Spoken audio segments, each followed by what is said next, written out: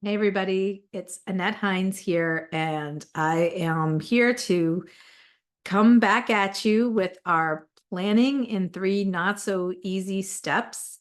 Um, and every month I pick a different topic, and I've listed them all out through the end of the year. It's always on the second Thursday of the month at 7 p.m. Eastern Time. It is so hard to find a time that everyone can make all over the country. And so I hope that this works for everybody at some point or another. So I am going to talk to you tonight about the basics of trust administration, particularly special needs trust administration. So you may not be a trustee right now. You may not, be planning at this point in time, but why this is important to everybody. You need to understand if you are going to create and fund a special needs trust for someone that you love or for yourself, what does a special needs trustee do? What is their role? Not only is this going to help you really make sure that you pick the right person for the job or the right organization for the job, but you're also going to be more informed and be able to figure out the oversight that you need. So I want to start with just some very basics. There are 2 kinds of special needs trusts. There's a third-party special needs trust that is funded with other people's money, and a first-party special needs trust that's funded with the disabled person's own money. If you want more detailed basics about one special needs trust versus the other, it's really great if you can check out some of the other materials that are here in the circle. There are recordings from other programs that have been popped into the circle, and they're there for your perusal, for you to listen and to refresh yourself. If you are starting way at the beginning, I do have an estate planning masterclass that starts at, minute 1 in your learning process. So I will leave those links for you after I post the recording of this. First, a special needs trust is governed by the rules that are established by the trust creator. That might be you, that might have been another person. And then the trust creator may also be someone that you don't know. You may end up taking over a special needs trust, but you didn't know the person that created it and you don't know their wishes. Second, you need to know and to be able to identify who the beneficiary of the trust is. This may seem very silly and basic, and you may want to say, Annette, of course I'm going to know who the beneficiary is, but not all trusts are drafted well. So you really want to make sure you can identify who the beneficiary or who all the beneficiaries of the trust are.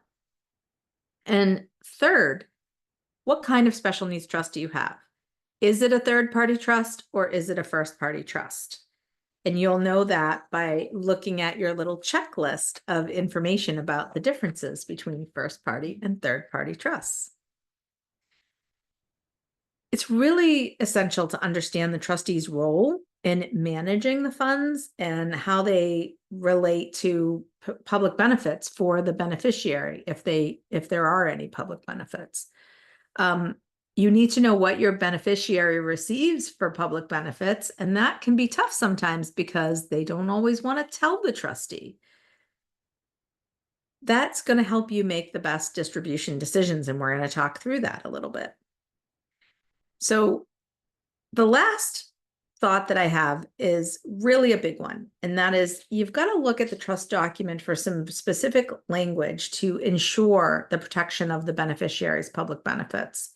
You want to know if you're having a problem with your trust before you get started. What's the authority of the trustee? Is there protection from creditors?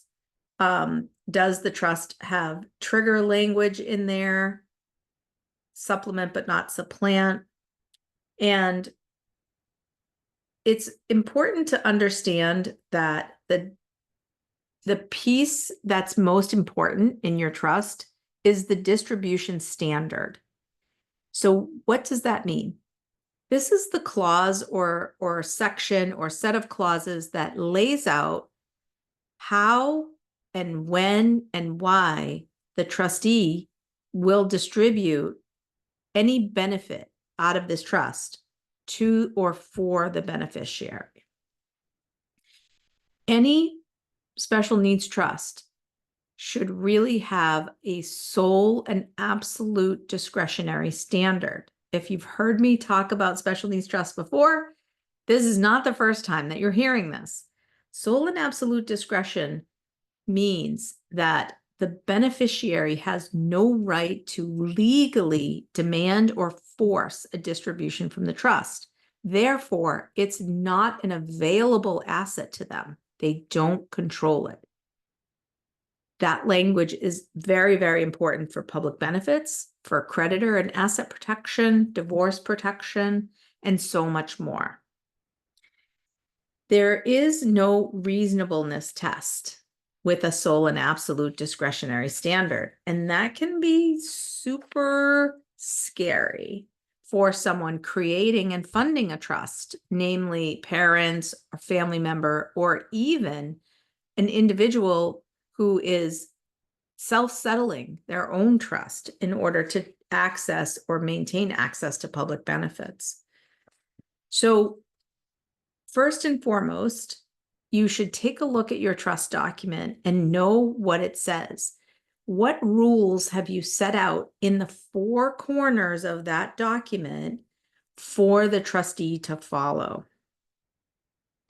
The next thing that you should do is, if you have a funded trust, you should review what the assets are that are in that trust. You need to know, does that trust have real estate? Does it have a retirement plan? Does it have investment assets? Is it all in cash and not invested?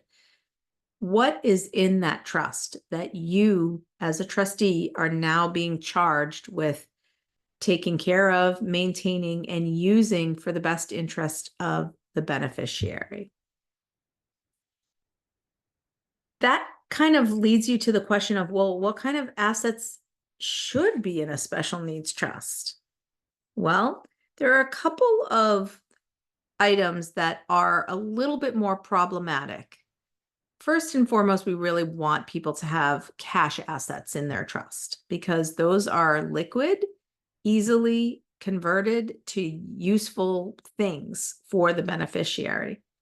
But sometimes people will want to put an automobile, a specialized van or something in the trust because their person can't own a vehicle, or they don't want the person to own a vehicle, or there are other considerations.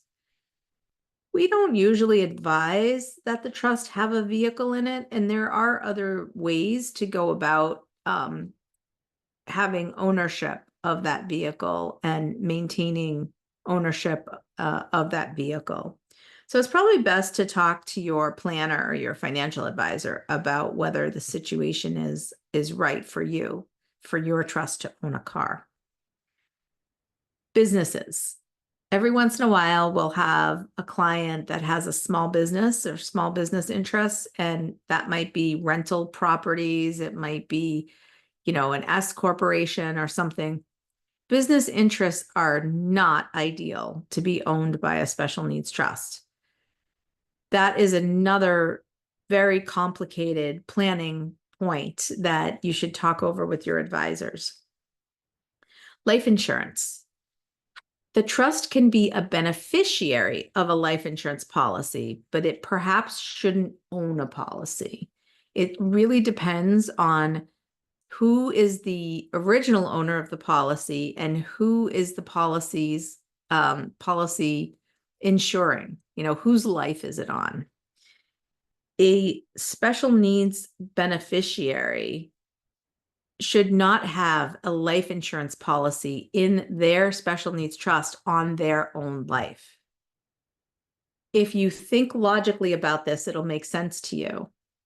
When the beneficiary dies, that policy will pay off, which means that the policy is not going to do them any good because they will be gone by the time it pays out.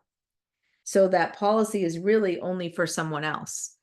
It might be a policy meant to provide final expenses like burial, cremation, things like that. There are probably better ways to plan for that than to have the trust own a life insurance policy. Personal valuable things like that collector's item that you have that's worth thousands of dollars, or rare artwork, things like that, baseball collection. Every state has its own laws relating to the concept of a prudent investment rule.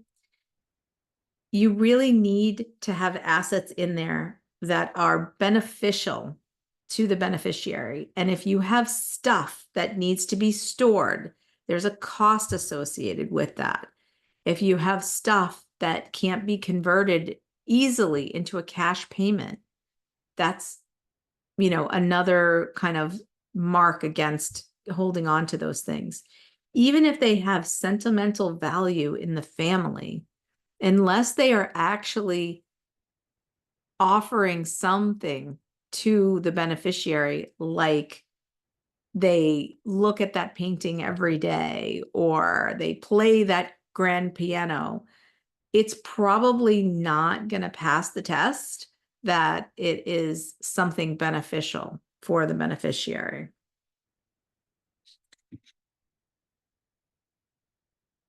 So as you are starting to think about how to manage distributions for the trust, it's important to know some key data points. What is the age of my beneficiary? What is their diagnosis? Do they have a life-limiting illness, potentially life-limiting illness? Do you have an idea of what their annual expenses will be? Doesn't have to be exact. It can be a range, but what kinds of things, would be expected of this trust to pay for? Because you really need to be able to get into your head an initial starting budget. Having those details on your beneficiary's disability and diagnosis can really help you. Obviously, if you've met one person with autism, you've met one person with autism, and it can really vary.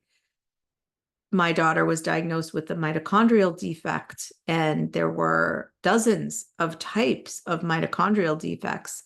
She happened to be more profoundly impacted than most.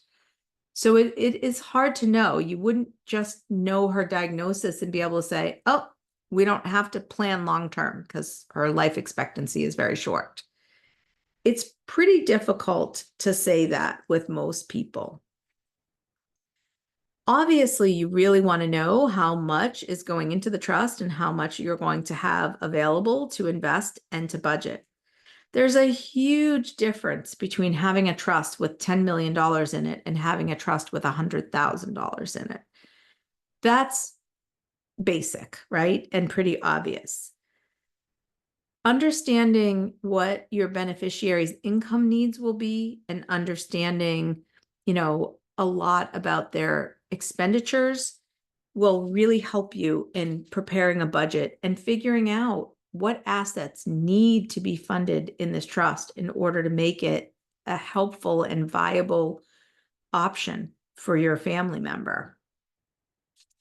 So if you are in the midst of your planning, it might be a great time to take a look at your assets and take an inventory. Let's talk for a second about real estate, because managing real estate inside a trust, I can attest to this, is quite complicated. We have had a situation in the past where the trust has run out of money. We could not maintain the real estate, continue paying the taxes, the insurance, the maintenance, etc. And because of that, it was a very difficult conversation with the beneficiary about the fact that they would have to move. They did not have enough income in order to provide and maintain that home. And in a lot of ways, they weren't capable of maintaining that home either. So very difficult situation, and other trustees have been in this situation before me, and many will come after me, where we were not able to work with that person to get them to voluntarily move, which we were absolutely willing to help do, and we had to evict them. Don't set your family member and your trustee up for failure by leaving real estate and not enough capital to support it in a trust. That's a recipe for disaster. Other things to consider is, what's the cost, not just of the upkeep of the house, but the cost of maintaining your person and supporting your person in that house. Things that you do naturally to care for your home, they may not be able to do. So take a survey. Are they going to be able to mow the lawn like you did and weed the garden? Or are you going to have to hire people to do that? That's another expense. Snow removal in the Northeast is a big deal, right? And other parts of the country too. Are they going to be able to do simple things like, the other day I'm here in my house, all of a sudden I have no hot water. Well, we just had to go hit the reset button on the water heater. I don't know why, but from time to time it does that. Would they be able to manage something like that? Or would that be a cost, another call to a plumber to come out and hit the button? That's something to consider. Are there enough people in the circle of care that will be able to support this real estate, this home? Is there a Section 8 voucher involved? Will there be roommates? And that adds to liability when you have other people living in this home. There's liability inside the protected trust instead of outside the protective trust. So you want to think about that. There's a lot to consider when you're thinking about home ownership inside a special needs trust, and you might have better options for the beneficiary. If you have a house in the Northeast, it could be worth $700,000, $800,000, $900,000 or more, and be, not that spectacular of a property. That's a very middle class home where we live up in New England. It's important to think about the fact that those funds in an investment account could actually spin off enough income to pay rent somewhere every year, ongoing. Something to think about. So, are you adding to the beneficiary's living situation, or are you adding to their stress? This is the time that you want to have a very serious conversation with your planner, your advisors, and think about what goal am I trying to accomplish here? What's my mission? Is it to make sure that my beneficiary has stable housing, or is it to make sure that my beneficiary stays in this housing? Very important to ascertain that. If your plan includes retirement assets, and almost everybody that I plan for does have retirement assets at some level, you are going to want to make sure that your trust is drafted with appropriate tax language to have the best tax outcome possible when it comes to those retirement accounts, whether it's a 401k, an IRA, a 403b, 457, any of those types of plans. If the trust owns retirement assets right now, you need to understand whether required minimum distributions have been calculated properly and whether they've been taken when they're supposed to. So that is another sticky minefield. And I'm telling you all of this because I want you to have a feel for all of the things that the trustee needs to know, be aware of. And if they are not capable of calculating these RMDs themselves, or the heartache of maintaining a home that you may have to evict someone from eventually. They can also hire expertise, but that comes at a higher cost than having expertise in the trust to begin with. I just want you to understand, as you are thinking about trustee selection, or if you have been asked to be a trustee, all the complexities that come with a special needs trust. Okay. So let's talk about distributions to the beneficiary and how to manage those. This is really what you get paid for. It's this, very difficult relationship that you are in with a beneficiary and or their supporter. So whether it's an agent under a power of attorney, a group of people supporting, a guardian or conservator,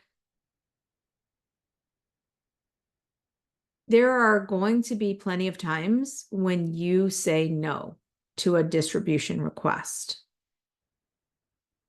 You have to make sure that you are following all the rules that are set out in the four corners of the trust document.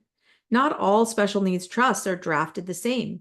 Some have different language in there that's more restrictive than it has to be. And you need to know what you can distribute for and what you can't. It's best to consult a planner or a CPA or a financial advisor, someone knowledgeable in this field, and ask them to help you make sure that you understand what's in that document and what rules are being set out for you.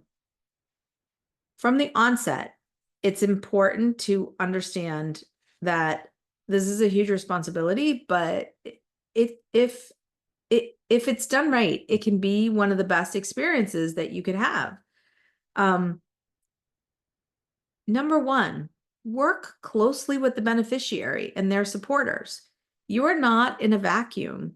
This is a close relationship, whether it's still a business relationship or not. I mean, that's for sure, but it is a close, intimate relationship. This person is going to need to come to you with requests that they would probably rather not have to ask somebody for.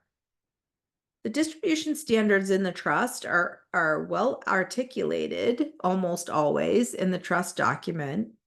And if you have a trust with sole and absolute discretion, that means that only you as the trustee can make those distribution decisions. And nobody has the power to review those decisions for reasonableness.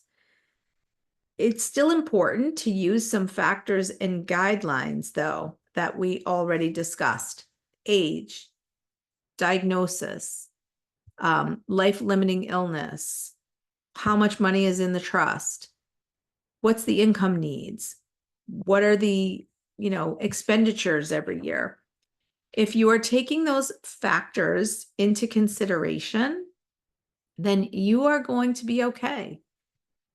When I say that you can't be reviewed for reasonableness, that's true. But most states, including my state of Massachusetts, has some sort of statute law that requires you to have a duty of loyalty to your beneficiary. You cannot just disappear and do nothing for years. You still have to maintain a relationship. You have to look for things to spend this money on to enhance your beneficiary's quality of life and to fulfill the trust purpose, which was to enhance the beneficiary's quality of life. So while your distribution decisions are non-reviewable, you can always end up in court where the court may be looking at your lack of distributions or your lack of interest in what you're doing and remove you and replace you with somebody else. So let's talk about cash distributions versus in-kind distributions. Always, always, always, it's going to be better if you don't distribute cash. There are going to be instances where a trustee will know all the public benefits that a person is on, but each public benefit has different rules when it comes to income and what's treated as income and what is not. It's pretty difficult for a trustee to know all of those rules and stay on top of any changes that happen from year to year. And the beneficiary and their supporters may not be so great at keeping up with all those rule changes either. So you can hire a consultant like me to keep you updated and, to talk to you a couple of times a year as a trustee, but that really does get expensive. It's a good solution for a larger trust, but it can be exhaustive for a smaller trust. If your beneficiary doesn't want to tell you what public benefits they're on, then you're going to need to default to the rule that any cash distribution will have an impact on public benefits. And that's why I say that it's a good idea to, regardless of your beneficiary circumstances, never deliver cash, never distribute cash. There are lots of ways that you can use this trust to support your beneficiary with non-cash mechanisms. Let me give you an example. This is one that I always use. Let's say that your beneficiary has a cell phone and a cell phone provider plan, and it's with Verizon. And your beneficiary has a bill of about $100 a month, which is totally normal these days.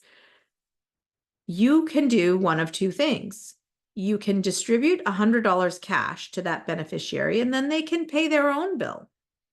Or you can pay the Verizon bill directly out of the trust, meaning the trust will write a check or make an auto pay or a direct payment right to Verizon, and it never touches the beneficiary's hands or pocket. That is the better way to go, because that $100 that in cash that you will give to that beneficiary to make that cell phone payment is going to be considered income to them in many circumstances and for many public benefits, namely Medicaid. So you don't want to do that. You want to pay that bill directly. Always ask yourself, what is the goal? Am I trying to get cash to this person, or do I just want to get that Verizon bill paid? A lot of beneficiaries do not like this feeling of losing their agency and their independence. And that is 100% valid. It's as I said, from minute one on this webcast, that the tricky part is this relationship between the beneficiary and their trustee, in that it's a delicate relationship where you have one person who's kind of stuck asking for the other person to give them money that they feel is rightly theirs. If I had $1 for every beneficiary that said, well, that's my money, technically and legally it's not. It's not their money. It's the trust's money, and the trustee controls it. This is, one of the things that makes beneficiaries crazy. It makes supporters crazy, and it just can be very hard to live with. You have to try super hard to develop that lasting relationship that is built on trust and openness. And I know that's going to be very difficult for many of you. Some beneficiaries are just never going to get to that point where they feel that, they can trust whoever the trustee is, that the trustee has their best interest at heart. This might be a valid point when it comes to siblings. Siblings as trustees can be very problematic. In some cases, it's a dream. In other cases, it really can erode tenuous relationships. Okay, let's talk about what a special needs trust can pay for. I always get so many questions in this realm. People assume that the document, restricts what you can pay for. And it's not the document that's restrictive. It's what is going to happen to the beneficiary's public benefits when you make a distribution decision. If you are following my advice and your document has sole and absolute discretionary standard, the trustee could give the beneficiary $5,000 every month in cash. It will have potentially a disastrous impact on the beneficiary's public benefits. So it's not about what happens for you to make that distribution decision. It's the impact when the money actually leaves the trust and the beneficiary has it. I hope that makes sense. So you need to understand that impact. And I've been saying this all along for the last 30 minutes. But you can pay for anything unless your trust document itself restricts you, and some do. They shouldn't, but some do. Then you're going to have the broadest flexibility and discretion in being able to decide what to distribute and how. So a first party special needs trust, is a sole benefit trust. And that is going to be a little bit more restrictive. You cannot give a benefit to other people, anyone other than your beneficiary. So let me give you an example of what that looks like. Let's say that your beneficiary has 2 roommates. They're in a 3-bedroom apartment and everybody is pitching in for the bills, but your beneficiary wants a new TV. And they want a big, I don't even know what's a big TV these days, 84 inches more, I'm not sure. And it's going to go in the living room where everybody hangs out. Now, those 2 other roommates are going to get a de minimis or a small benefit from having that TV there. But the TV is for your beneficiary. It's their TV. It's just the same if they had their own pots and pans in there. But now contrast that with the internet and cable. There's, disputes about this, but in general, it's probably not okay for this first party special needs trust to pay for everybody's internet and everybody's cable in the house. And everybody should pay their fair share. Now, if nobody else wanted cable and nobody's going to watch the TV, then certainly your trust could pay the whole cable bill. But that's the kind of decisions that you have to make about whether you're adhering to that sole benefit rule or not. A clearer one is really vacations. Your person maybe needs an aide to go with them. And so your self-settled trust can pay for all of your person and an aide and their meals and their airfare and whatever their travel costs are, because they could not travel without a one-to-one. But let's say that your beneficiary also wants to take 2 of their friends and wants the trust to pay for those 2 friends. Will it add to their enjoyment to have their 2 friends there? Absolutely. Certainly it would. But it's still going to violate that sole benefit rule. Third-party trusts have a lot more flexibility and can make those decisions based on, will it enhance my person's life? And then you also have to decide if you have enough money to do that. You can't have a $100,000 trust that spends $40,000 for 8 people to go to Alaska or Hawaii or Peru. So you have to think that through very carefully. All right, let's talk a little bit about trustee fees. If you're going to serve as a trustee, you're going to need to decide if you're going to charge trustee fees. Most trusts will say reasonable trustee fees are allowed. What is reasonable? Your state law is going to tell you what's reasonable.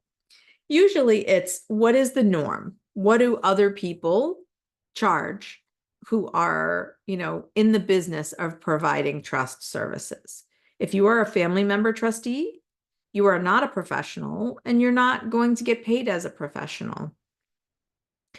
Serving as a special needs trustee is a difficult job, and the trustee may need to charge some fees or at least get their expenses reimbursed for the time spent managing the trust and purchasing items like postage and traveling to see the beneficiary and that sort of thing.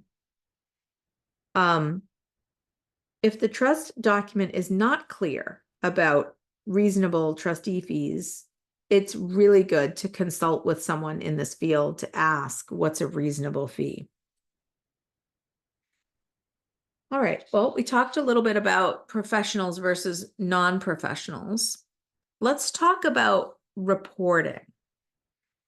So the second element that I get a lot of questions about, and it's important to consider, is who is responsible to report the transactions of the trust or the assets of the trust and any distributions that have been made to any public benefits agencies like Social Security, Medicaid, the local housing authority, and so forth. I just want to make it 100% clear that this is the beneficiary's responsibility, the benefits recipient, not the trustees. However, you do have a duty to work with the beneficiary and give them the information that they need to respond to inquiries from those public benefits agencies. So while you don't have a duty to report, you do have a duty to work with your beneficiary and their supporters to get that information out to them. There are so many times that beneficiaries will report a trust and will get a laundry list of, requests for documents and information and data back from the public benefits agency.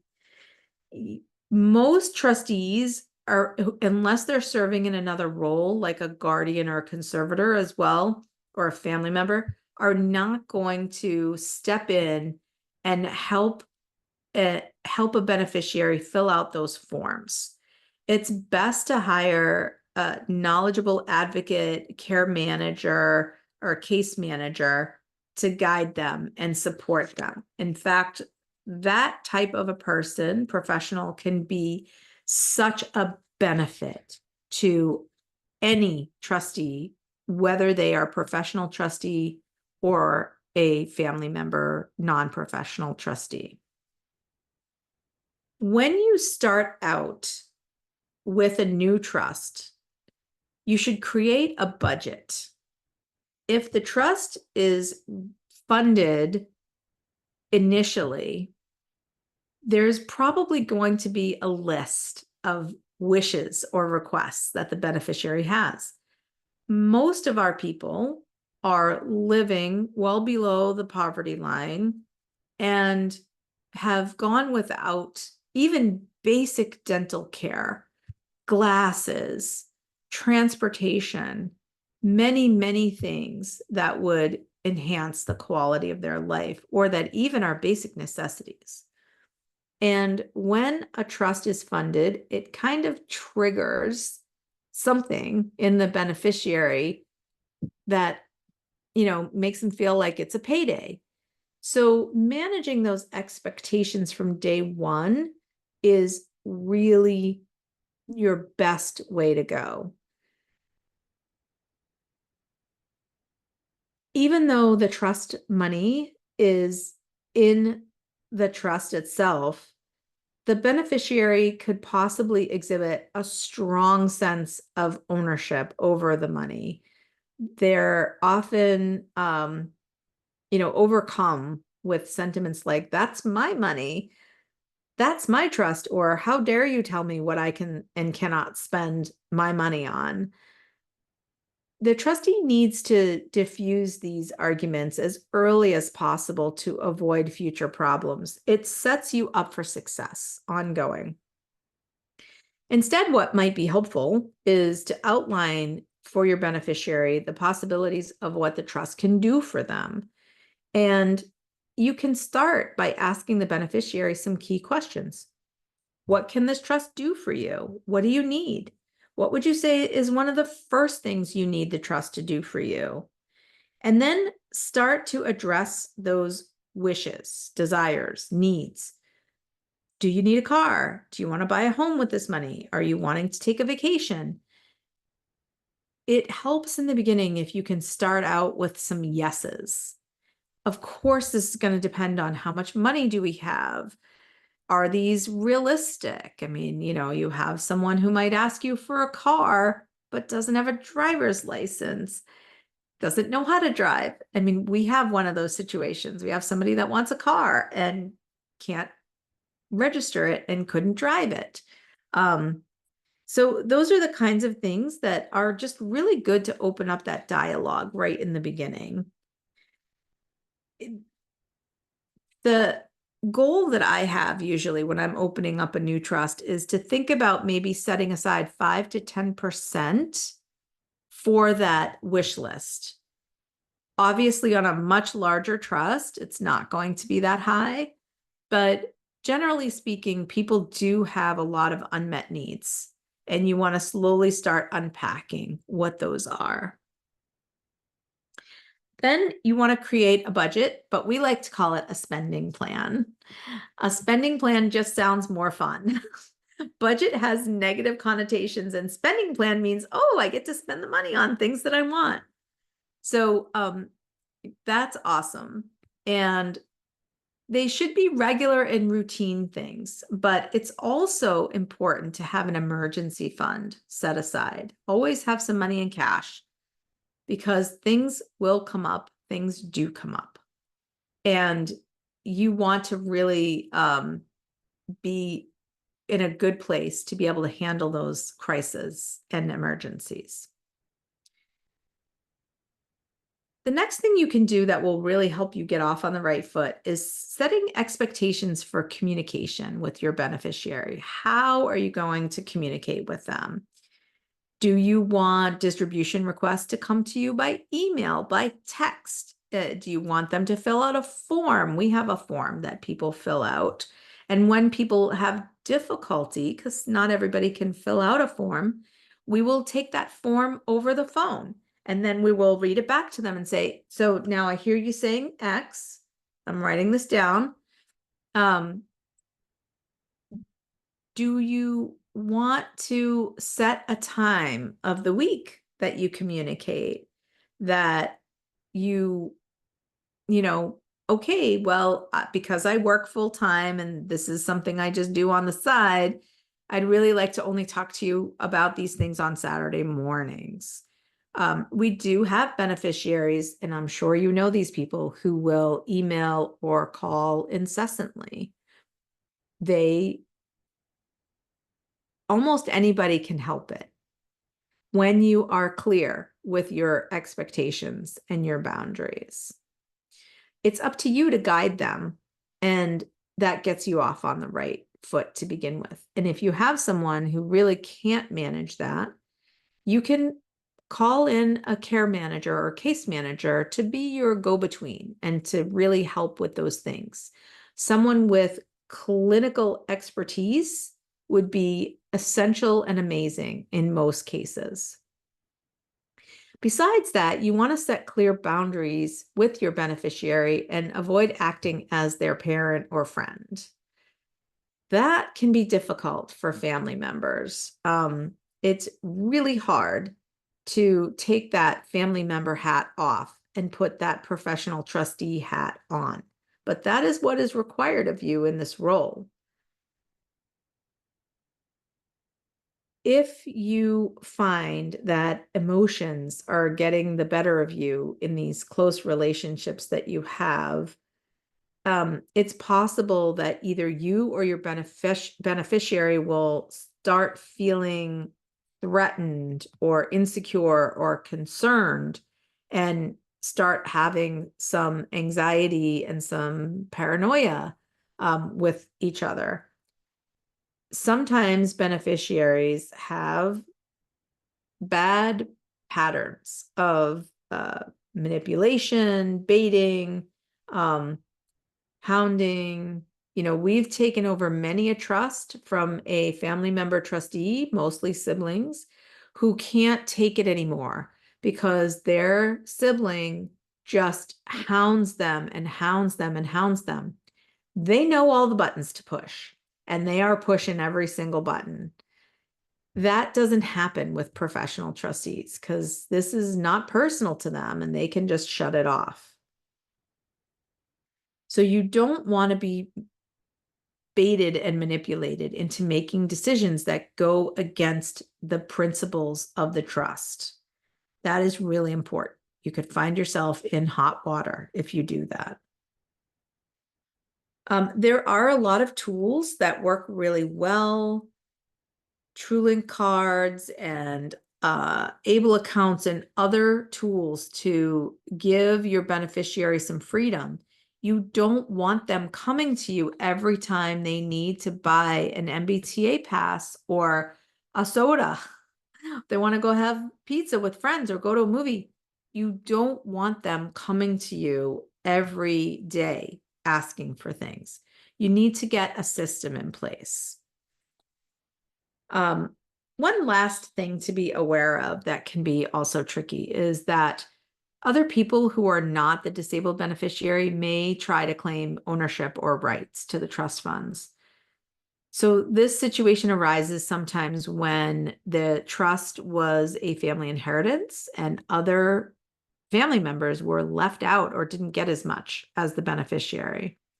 Or perhaps the trust was created from a settlement and a family member or parents or siblings who are supporting or have been supporting the disabled beneficiary feel entitled to benefit from the trust money.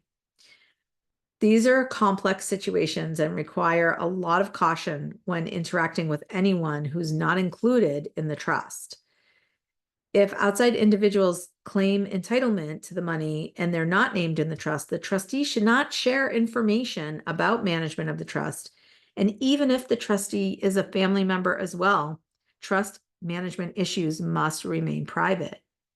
Even if the trustee is able to obtain a written release from the beneficiary to share information, it's essential to respect the privacy of your disabled beneficiary.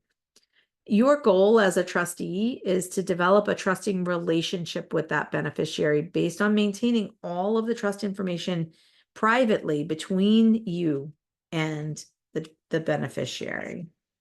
I hope that makes sense. So I'm winding up here. I want to talk to you a little bit about tax reporting.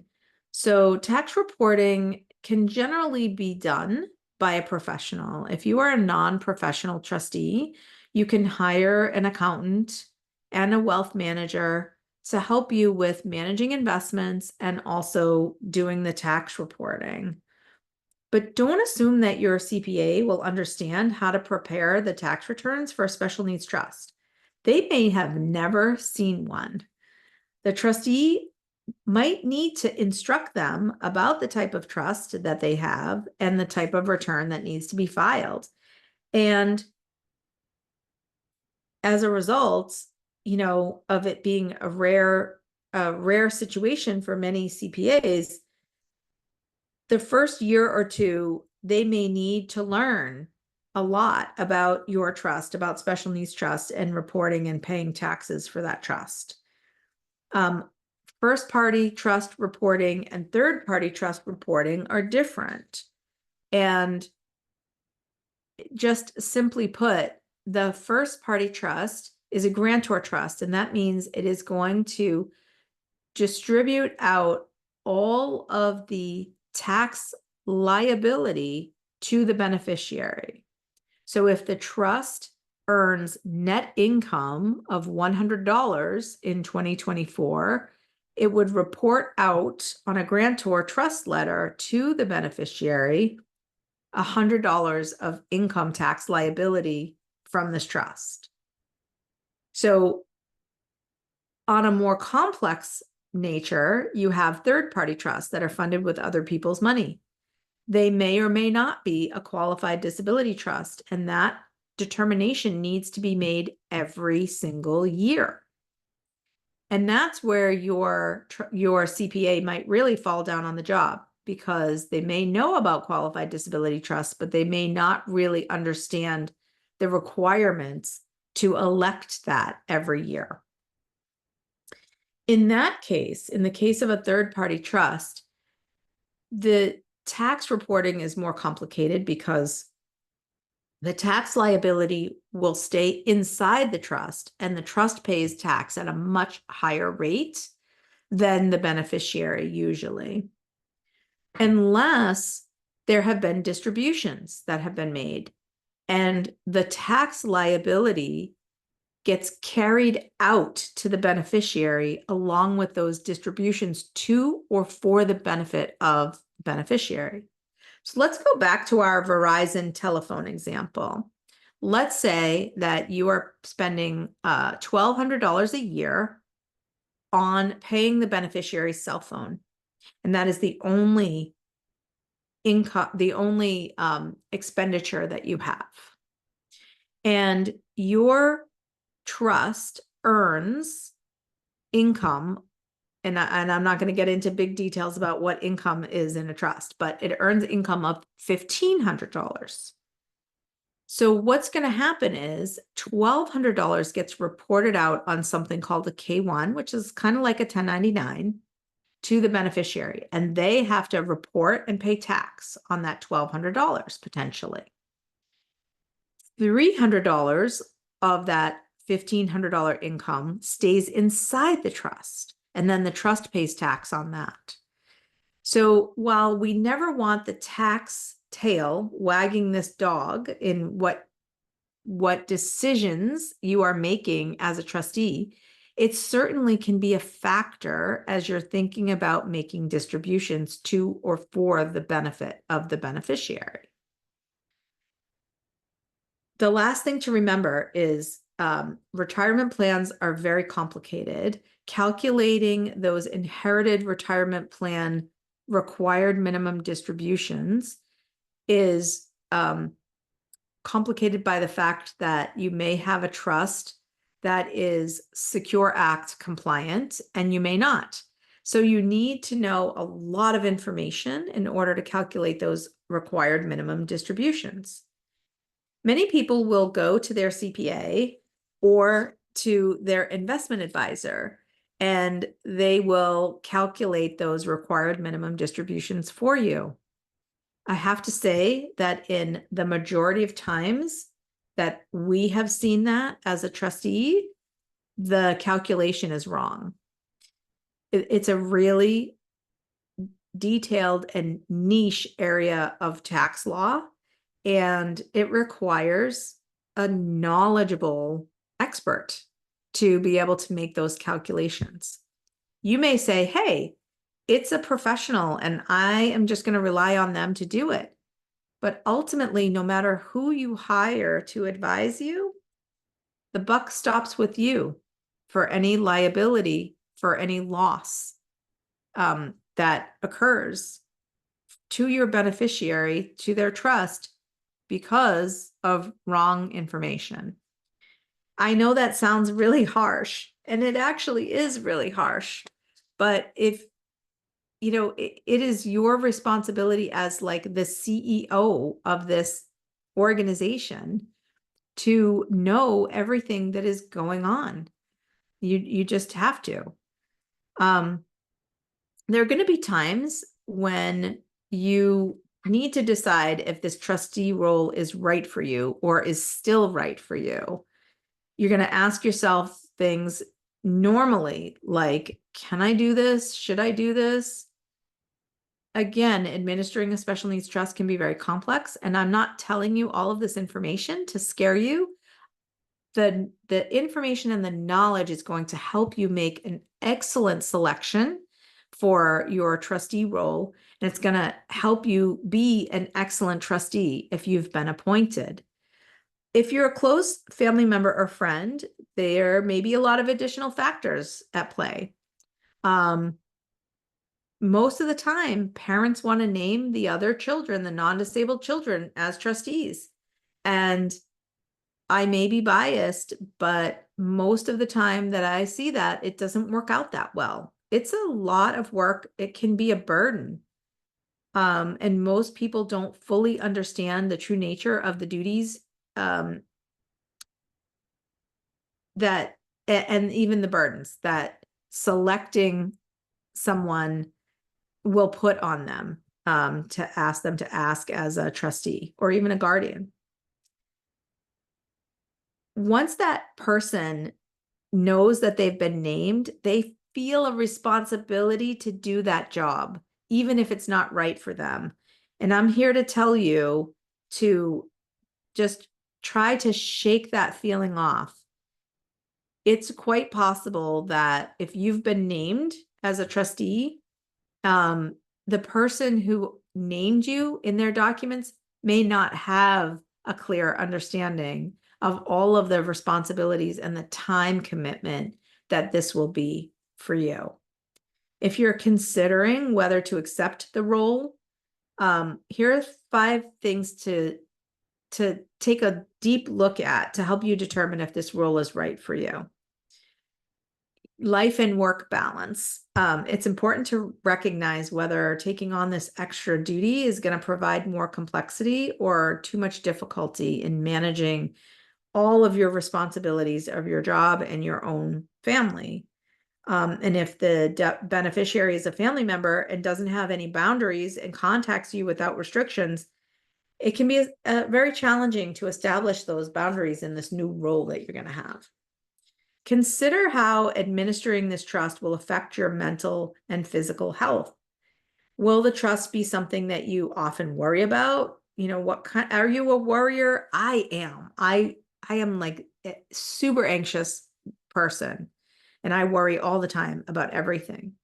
Will this role make you lose sleep? Will it stress you out all the time? Will you be able to maintain your sense of health and well-being while administering this trust? And other factors may include that managing the trust requires too many additional hours, or the beneficiary may be very far away and you might need to travel more, and that might impact you. Third thing, think about your job or financial stability. Administering this trust can actually affect your job or put your financial stability at risk. At the beginning, your boss and team members might be very supportive, but as time goes on, they may be less so, especially if it's impacting your work performance or your time commitment. And if you have to take time off to help your beneficiary by taking them to appointments, it may become too frequent of an occurrence, and it could really impact your position. Consider how this will affect you. My sister has taken on the role as caregiver for my mother, and she takes a lot of time off to go to appointments and to manage things for her. So just think that through. If you are naming the same person as trustee that is also going to be guardian, you're just doubling up their workload. Think about the impact on your relationships. For some people, serving as trustee could really interfere with their marriage or other relationships and friendships, which is a signal that perhaps they should not continue serving in that role. Again, there are a lot of boundaries that get breached when you serve as guardian or trustee for a family member. We keep talking about this, but I talk about it because it happens. Beneficiaries reaching out repeatedly or during, inappropriate times. And not just to you, but to spouses, children, cousins, other family members, trying to find allies for their cause and straining all of those relationships with the trustee. If you are afraid of these type of boundary issues with the beneficiary or the negative impacts on your own relationships, that might be a reason not to assume the role as trustee. And maybe you even, are worried about your personal safety. This is a tough one to talk about, but I have worked over the years with a number of people who've been physically threatened by their beneficiary. It's really difficult as a family member trustee, but even just a friend or an individual professional can have some situations that just don't feel safe. In that case, just make sure that you get out when you need to. Most trusts will have the trustee with the power to name their next trustee, and that might be time to turn this over to a professional that can manage the situation. Having taken over many trusts from family members, almost universally, not every single time, but almost every time, the beneficiary will have a different relationship with their trustee if they're a professional than they do with a family member. There just can be no boundaries based on history that people have had together. So at that time, it's good for you to be thinking about, should I do this? Should I continue doing this? And what's the right thing for me and for my beneficiary? On another segment, I will talk to you about what to do when things go wrong with the trust. I hope that you have enjoyed this video. I hope that this is some good information for you. If you are interested in digging a little deeper, we do have a masterclass on this. And this fall, we are starting up for the first time a group coaching session that is all about trust administration. So if you are naming a trustee, if you are being named as a trustee, if you are an acting trustee, whether you are a family member, individual, or a professional, I would love to have you join us in our masterclass. So there will be 4 coaching sessions, and I will be putting the information in our feed here, and check it out. And I hope to see you in our class. Thank you so much, and I will talk to you all soon. Bye.